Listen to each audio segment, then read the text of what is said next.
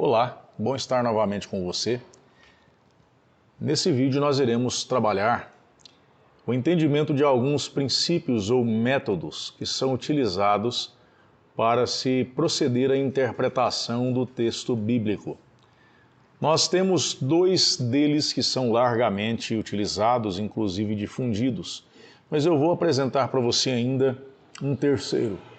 Antes de apresentar ambos os métodos ou princípios, eu gostaria de fazer menção a um texto bíblico, para lembrar você que desde esse período da história veterotestamentária já se entendia a forma de analisar o texto e apresentar o texto de maneira palatável, inteligível para o público ouvinte.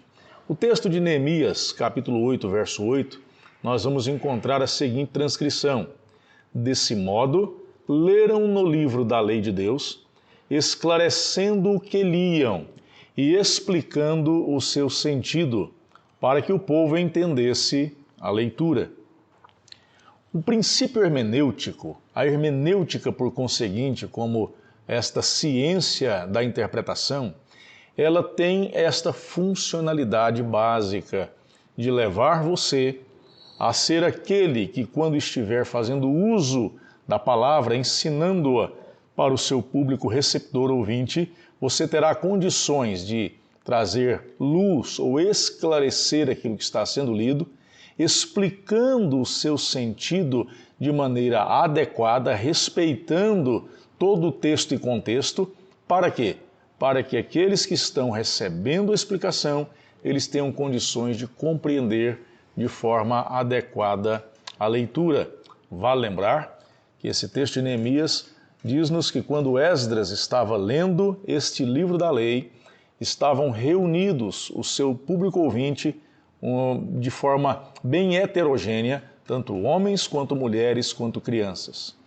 Isso é fundamental, explicar de forma adequada para que todos aqueles que estão ouvindo, quer sejam adultos ou quer sejam infantes, possam estar conseguindo compreender o aprendizado. Então, os métodos que são mais utilizados. Nós temos o chamado método histórico-gramatical.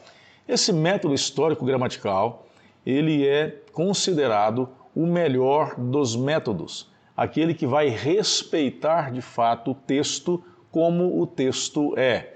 E ele parte de um princípio fundamental, um princípio elementar, de que a Bíblia é a palavra de Deus. Guarde bem isso.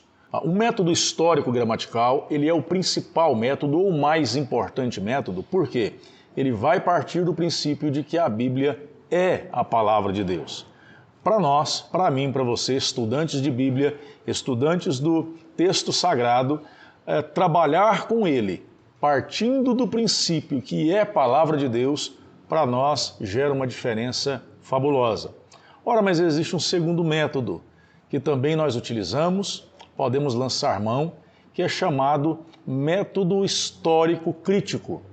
Pessoal, esse método histórico-crítico, ele é largamente usado e largamente difundido, principalmente no presente tempo onde nós vivemos.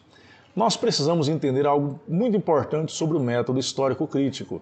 Ele vai partir do princípio de que a Bíblia não é a palavra de Deus e ela apenas contém a palavra de Deus. Você pode dizer, professor, então, não é bom estar utilizando este método, uma vez que nós acreditamos ser a Bíblia palavra de Deus, escritura sagrada.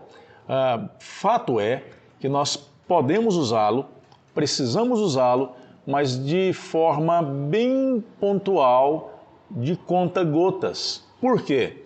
Porque nós formatamos excelentes perguntas para o texto através do uso do método histórico-crítico. Mas não podemos nos deixar levar pelo fato de que, para ele, a Bíblia pode ser toda ela criticada. E isso nós precisamos sim, então, sermos bem comedidos. Qual é o terceiro método que eu gostaria de falar para vocês? Nós vamos chamá-lo de método sociológico. O método sociológico também, ao exemplo do método histórico-crítico, hoje ele tem sido ampla e largamente utilizado e também difundido. Esse método parte do princípio de que a sociologia lê a Bíblia, e não o contrário. Todavia, a Bíblia ela precisa ler a sociologia.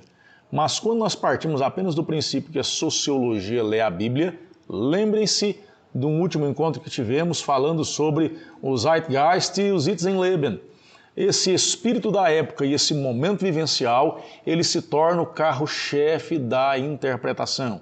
É por isso que vão olhar para o texto sagrado e tentar fazer com que o texto sagrado se adeque à época a qual ele está sendo interpretado.